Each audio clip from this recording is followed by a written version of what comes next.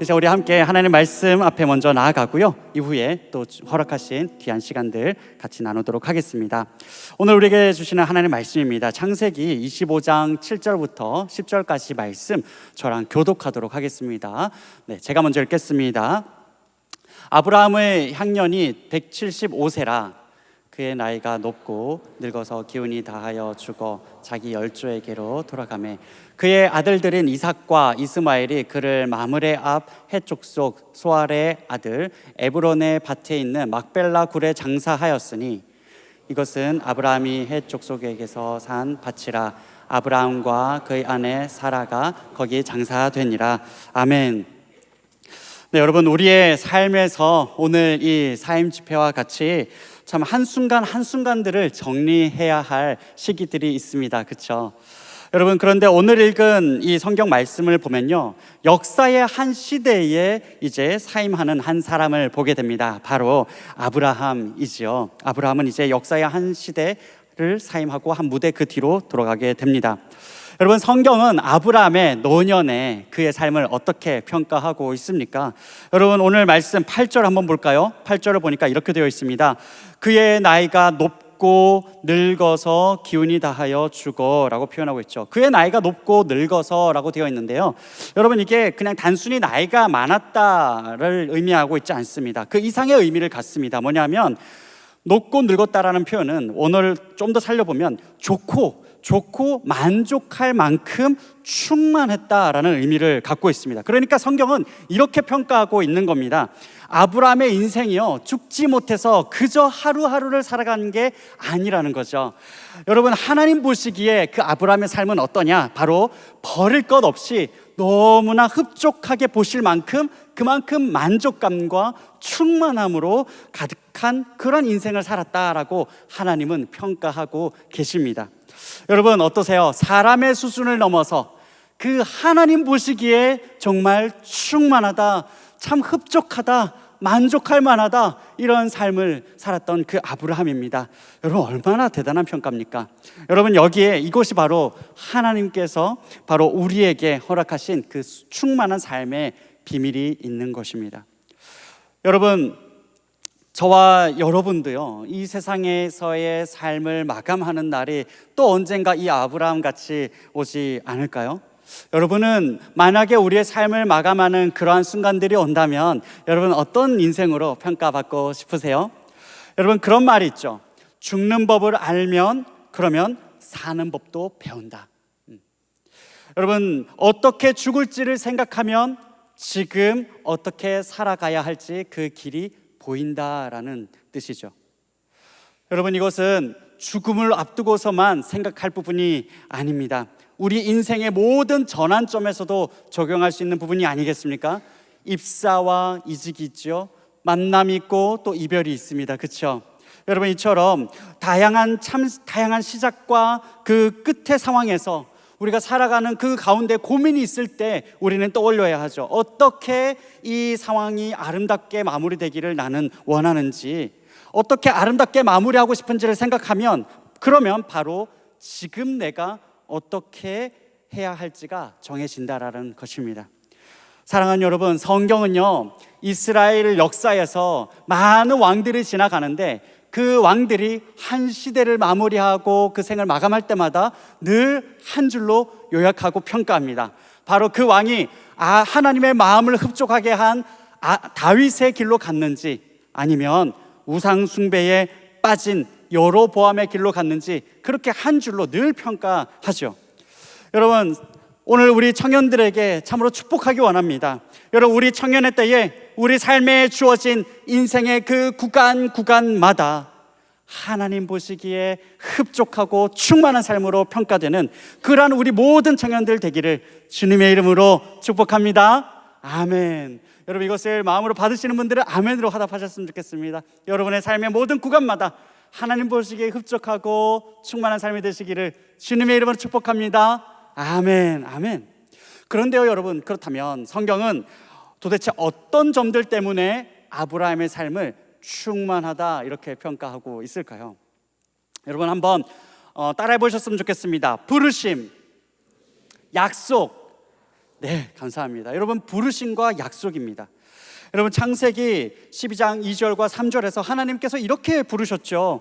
내가 너로 큰 민족을 이루고, 아브라함을 부르셔서 하나님이 말씀하셨죠. 내가 너로 큰 민족을 이루고 내게 복을 주어서 내 이름을 창대하게 하리니 땅의 모든 족속이 너로 말미암아 복을 얻을 것이라. 하나님은 이렇게 아브라함을 부르셨고 아브라함에게 약속하셨습니다. 하나님께 부름받아 택함받은 그 인생, 그래서 하나님의 약속이 이끌어가는 그 삶, 바로 여기에 하나님 보시기에 충만함이 있다라는 것입니다. 여러분, 오늘 본문은요 75세에 처음으로 하나님 앞에 부름받았던 그 아브라함이 75세에 부름받은 그 아브라함이 175세에 생을 마감했다라고 기록하고 있습니다. 그러니까 뭐예요? 첫 번째로는 아브라함은 무려 지난 100년의 시간 동안 하나님과 동행하는 삶을 살아갔습니다. 별로 놀라지 않는군요. 네, 놀라지 않는 여러분 보면서 제가 놀라고 있습니다. 네, 여러분 100년 동안이나 하나님과 동행하는 삶을 아브라함은 살아갔어요. 여러분, 그리고 또 어때요? 그가 갖고 있는, 지금 당장 갖고 있는 것은요 그 하나의 가족묘, 매장지 하나 갖고 있습니다. 막벨라 굴 그 하나 갖고 있습니다. 그런데요 이 굴이 나중에 어떻게 됩니까? 500년 뒤가 되면 이 막벨라 굴이 마중물이 되어서 바로 이 땅에 그의 후손들의 나라, 바로 이스라엘 왕국이 그 땅 가운데 세워지겠죠. 그렇죠? 여러분, 나아가서 세 번째로요, 이스라엘 민족은 그렇다면 어떻게 출현하게 됩니까? 지금 이 아브라함 곁에 있는 그 아들 이삭과, 그리고 그가 175세가 되던 해에 이제 15살이 된 그 야곱, 이 아이들을 통해서 앞으로 거대한 민족을 이루어 나갈 거예요. 여러분, 나아가서 여러분 아시다시피 바로 이 혈통을 따라서 온 세상을 구원하실 그 예수님이 이 땅 가운데 오시지 않습니까? 여러분, 아브라함의 삶은요 그 아브라함을 부르신 그 하나님, 또 그 하나님의 약속이 이끌어가고 하나님의 약속이 그의 삶 가운데 성취해 나가는, 바로 그것으로 가득했던 그 삶이 아브라함의 충만한 삶이었습니다.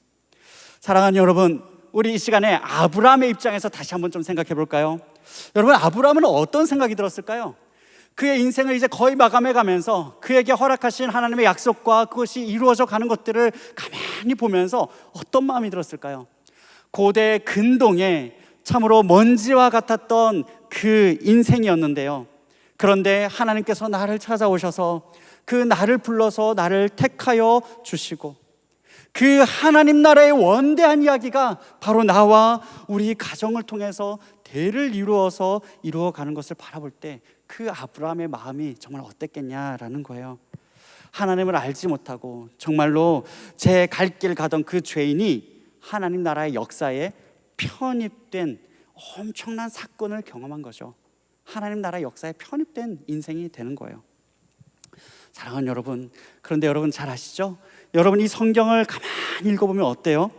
하나님을 알지 못하고 살아가던 한 죄인이 그 하나님의 거대한 역사에 편입되는 너무나 기가 막힌 참 이 아름답고 감사한 역사가 있지만요, 여러분, 이것과 비교할 수 없는 더 큰 이야기가 이 온 우주 가운데 흐르고 있다는 것을 성경은 말하고 있습니다.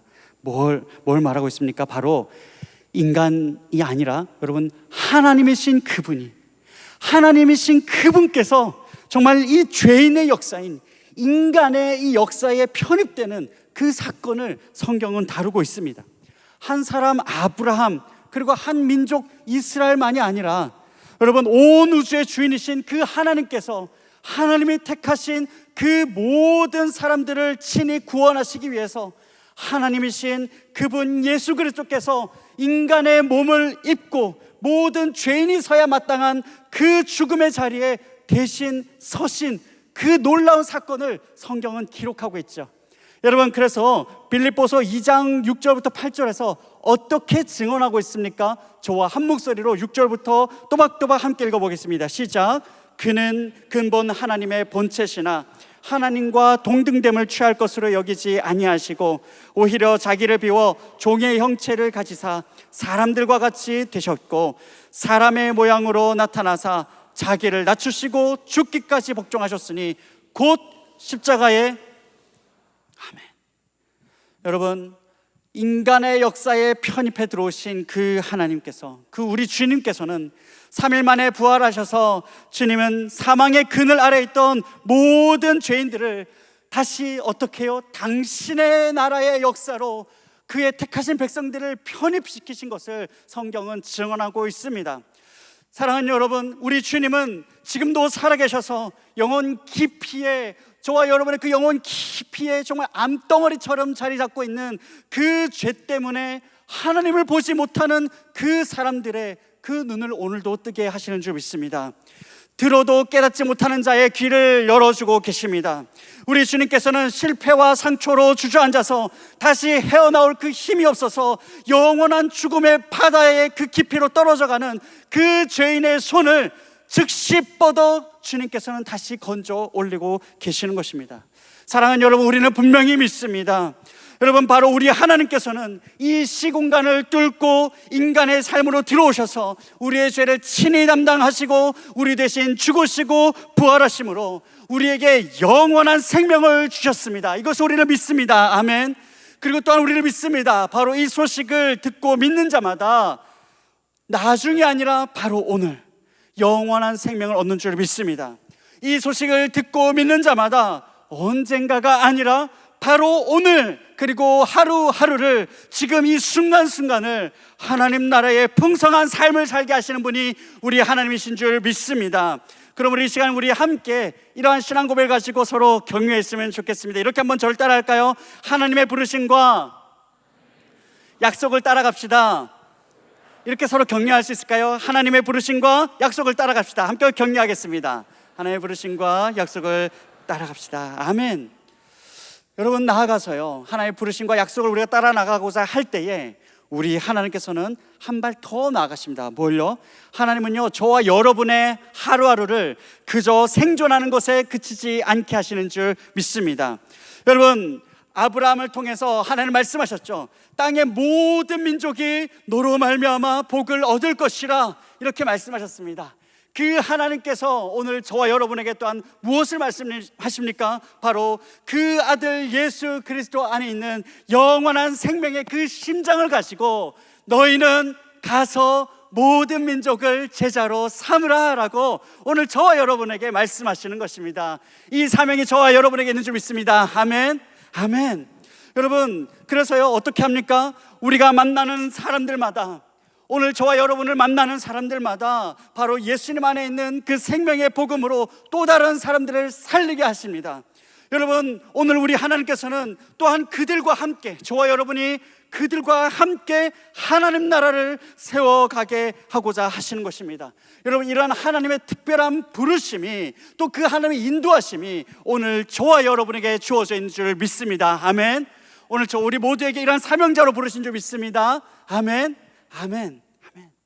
여러분, 그렇기 때문에 우리는 어떻게 해요? 우리 하루하루의 삶을 기대하면서 나아갈 수 있는 줄 믿습니다. 여러분, 그래서 우리는 하루하루를 그저 버티면서 생존하는 것을 넘어서, 여러분, 우리가 훈련받고 함께 말씀 붙들었던 것처럼 그렇게 주님 앞에 아뢰면서 나아갈 수 있죠. 하나님, 핏값으로 주고 사셔서 내게 허락하신 이 오늘이라는 시간 속에서 하나님은 오늘 우리 가정과 일터에서 어떤 일을 이루어가기를 원하십니까?